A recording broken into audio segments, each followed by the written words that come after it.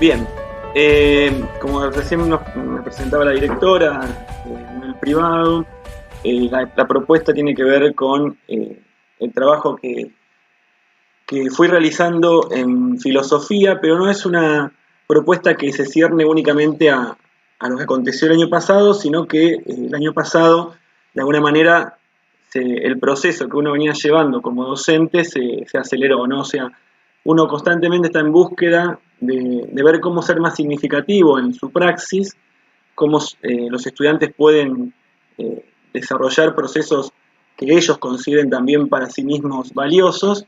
Entonces creo que la pandemia lo que favoreció fue la aceleración de los procesos que me llegaron en algún momento a poner en crisis mi propia praxis. O sea, cuando apareció el aislamiento, la ASPO, uno descubría que no bastaba con llevar lo que hacía en el aula al mundo digital, porque justamente tampoco lograba tener la significatividad que tenía en el aula. Entonces, descubrir que las herramientas digitales son justamente eso y no el fin en sí mismo, o sea, que no bastaba con hacer una clase o una exposición dialogada por YouTube o grabada en algún programa, me llevó a repensar fuertemente cuál era el sentido de mi propuesta de enseñanza. O sea, entonces decir, bueno, cómo estas herramientas digitales pueden ser realmente un vehículo para desarrollar, activar procesos de enseñanza y aprendizaje significativos. Por eso, de alguna manera, lo que llevé adelante fue una reflexión muy profunda de cuáles eran los fundamentos epistémicos, epistemológicos de mi praxis. Entonces, en ese sentido, recuperé algunos aportes del constructivismo, profundicé sobre ellos, para posteriormente, después, desde ahí, poder darle un sentido más profundo al uso de las herramientas digitales. Del aporte del constructivismo, donde me paré muy fuertemente, es toda la cuestión de recuperación de saberes previos, no solamente en la idea de en esta cuestión de qué saben los estudiantes, sino sobre todo en tratar de reconstruir las representaciones sociales que los estudiantes tienen de diversos temas que vamos trabajando en filosofía, de recuperar los misconceptions, como se dicen, los prejuicios y demás cuestiones que realmente los estudiantes pudiesen materializar, verbalizar y de alguna forma explicitar desde dónde estaban viendo, por ejemplo, una de las temáticas que que estamos trabajando, sobre los que tenemos la primera experiencia que hicimos este año, que es sobre el amor. A partir de ahí, bueno, otros conceptos que fui trabajando que me ayudan a sustentar esta práctica híbrida o combinada es el tema de las comisiones distribuidas, situadas y espiraladas que se plantea desde el constructivismo.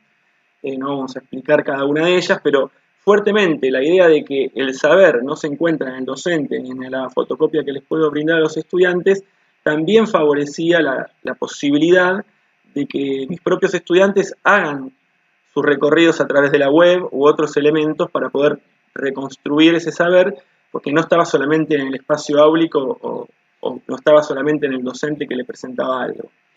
Y después fuertemente la idea de Gardner de los múltiples accesos y egresos al saber y a la comprensión. También es muy importante el tema de las herramientas digitales porque en el proceso de evaluación a veces uno acostumbrado a una prueba escrita o algún texto, elaboración de texto argumentativo, bueno, ahora había que buscar la forma de que los estudiantes egresen del saber, que pudiesen producir, generar productos a partir de lo que van trabajando, que no fuesen solamente del ámbito escrito, sino que también tuviesen otras herramientas o posibilidad de usar otras herramientas que el mundo digital les ofrecía. Otra cuestión donde también me he parado para llevar a cabo esta propuesta tiene que ver entender la filosofía escolar como creación de conceptos. En vez de hacer una historia de la filosofía, ¿no? De recorrer todas las eras, ¿no? De qué pasó en la antigüedad, en el medioevo, etcétera, etcétera. Bueno, entender que los estudiantes en esta idea de creación de conceptos ingresamos a un concepto que ellos tienen sus saberes previos y cuando salimos del proceso, bueno, ellos generan nuevos posicionamientos, ¿no? No salen en el mismo lugar en el que partieron. Y ese nuevo lugar son nuevos modos de aprender la realidad, de decir la realidad, de explicar la realidad, de reflexionar sobre la realidad. Por eso ellos en el fondo lo que están haciendo es crear conceptos, ¿no? Crear nuevos términos para ellos mismos definir con las cosas que se enfrentan. Y después, en esta placa que estoy presentando, aparecen varias de las herramientas digitales que estuve utilizando a lo largo del año pasado, pero también este año. Como el año pasado no fue una propuesta híbrida, fue netamente digital. Este año es híbrida, aún hoy, cuando el colegio tenemos la presencialidad absoluta. Nosotros usamos una plataforma, no Classroom, sino Schoology. Y después programas de edición de video. Muy interesante la propuesta de Geniali para el trabajo con imágenes interactivas y con la gamificación de los saberes. Después Lino y Padlet, que son lo mismo, uno de código abierto, gratuito, y el Padlet, que bueno, tiene algunas posibilidades de ser utilizado. Para grabar clases utilicé mucho Screencast-O-Matic y también los estudiantes luego para hacer también algunas exposiciones o algunos trabajos usaban Screencast-O-Matic. Y después, bueno, estuvimos colonizando un poco con la filosofía YouTube, pero sobre todo Twitch también porque es algo que parecía acercarnos al lenguaje también o las plataformas que utilizan ellos para comunicarse. Anchor permite realizar podcast y Canva y editar imagen. Algo muy interesante, sobre todo para establecer un diálogo más fluido en devoluciones y demás, fue el uso de la extensión que tiene Chrome, el Google Chrome, que es el Talk and Comment. Este es un micrófono que se abre y que uno le genera un link donde le manda una devolución de audio a su estudiante.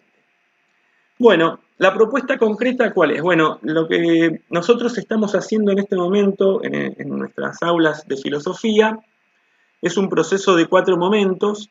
En un primer momento lo que se hace es trabajar toda la cuestión del ver.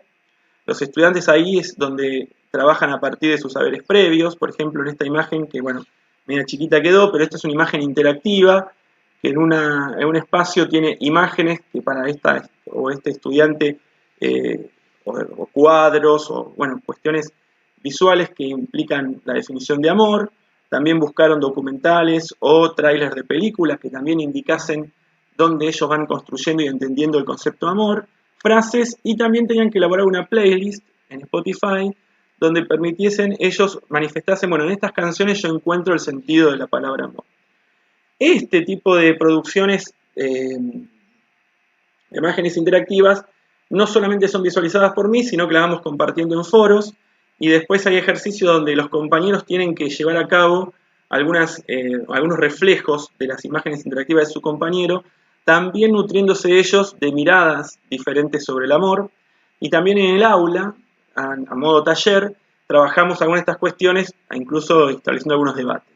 Cuando se profundizaba sobre esta construcción del saber previo y esta explicitación de los saberes previos, pasábamos a un segundo momento que es el problematizar, ¿no? O sea, bueno, ya más desde la filosofía, qué arista del concepto amor, qué elemento del concepto amor queremos poner en crisis, queremos trabajar. Entonces, en Schoology armábamos un foro y muy chiquito se ve acá, pero es un diálogo que voy teniendo con una estudiante que va armando su problematización, yo le voy problematizando la problematización hasta que ella llega a poder explicitar sobre qué quiere trabajar. Esto se hacía tanto a través de la plataforma virtual, de la plataforma educativa, como también en el aula, ¿no? Cuando no había tiempo de trabajar con cada uno en el aula, pasábamos a la plataforma. Posteriormente, una vez que uno tiene la problematización, bueno, llega una instancia que es de analizar, ¿no? O sea, bueno, esto que vos querés, esta idea de crear conceptos, tiene que también tener una argumentación y el acercamiento a material de fuente de origen, de primera fuente. Entonces se le ofrece al estudiante unos 15, 20 textos sobre amor de diferentes filósofos, con clases pregrabadas, ¿no? O sea, 15 clases en YouTube para cada uno de esos textos, y el estudiante lo que hace es elegir, a partir de un índice que también trabajamos en Google Drive, elegir 4 o 5 textos o 4 o 5 ideas que le permitiesen poder argumentar y fortalecer esa problematización que había hecho en el anterior momento, en la anterior etapa. Entonces este es un momento donde el estudiante comienza a leer algunos filósofos, comienza a meterse en este mundo más académico, más teórico, y también confrontaba algunas inquietudes y dudas conmigo en el aula, ¿no? También había un foro para consultas, si es que no estábamos en el aula, podían trabajar desde la virtualidad. Y finalmente llegamos al momento de la creación de conceptos, el tomar posición, ¿no? ¿Qué voy a decir yo de esto que problematicé, de esto que estoy investigando, de esto que leí y demás? El momento de tomar posición, de crear conceptos, la propuesta era llevarla a cabo desde tres dimensiones, de tres lenguajes distintos.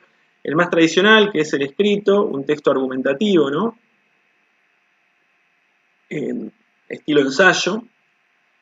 Pero también podían trabajar desde la oralidad, llegar a sus conclusiones armando un podcast, pero también respetando un poco el lenguaje podcast, ¿no? No es solamente grabarse, sino también introducir con una música, poner un título, o sea, bueno, entonces ellos mismos tenían que acercarse a cuál es este mundo del podcast, que también venían trabajando, por ejemplo, en lengua y literatura en el colegio. Y si no, la otra posibilidad, una posibilidad más influencer, youtuber, como queramos llamarle, donde el estudiante o el estudiante lo que hacían era presentar esa producción a través de un formato audiovisual, que podía ser, por ejemplo, subiendo un video a YouTube. En este caso, la imagen que tenemos es un estudiante que se grabó en Screencast-O-Matic. Y bueno, iba presentando algunas filminas y ella también, también tuvo que usar algún programa de edición de video para poner algún efecto y alguna cuestión en ese sentido. Entonces, la propuesta, digamos, es una propuesta que lo que busque, lo que hoy me ha permitido a mí es directamente, digamos, no es que se vuelva una normalidad anterior al 2020, sino que hoy el modo en que uno puede estar dando clases tiene este modelo combinado, ¿no? O sea, el aula generalmente se termina transformando en un taller, en un lugar de consulta, de confrontación de ideas, entre a veces los estudiantes o a veces con uno mismo, incluso en esto que hablábamos de la tercera etapa, que los estudiantes hay 15 clases y demás, a mí me ha pasado que mientras estoy hablando con 2 o 3 sobre un texto, otros estudiantes con sus celulares y auriculares, el colegio posee internet, wifi para todo el estudiantado, con su auricular y su celular miraban otros textos, ¿no? Otras clases grabadas. Entonces, uno estaba en un aula, en un espacio sincrónico con ellos, pero a su vez estaba dando 3 o 4 clases diferentes porque podían acceder a las clases que habían sido posteadas en YouTube. Bueno, no tengo una evaluación fuerte de este proceso, qué tan significativo está siendo para los estudiantes. Hay producciones que yo descubro como mucho más interesantes que las que habíamos tenido en otras instancias, cuando uno trabajaba a través de un modo más tradicional.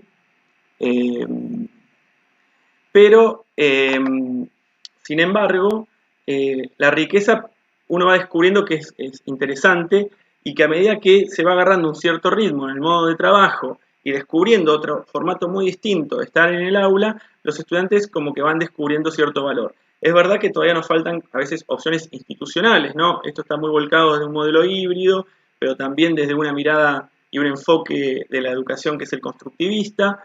Entonces, bueno, hay que trabajar en unas definiciones institucionales también, porque si son 3, 4 o 5 docentes que tienen el mismo modo de trabajo, probablemente también ellos vayan entendiendo la lógica de esta forma áulica, de praxis áulica.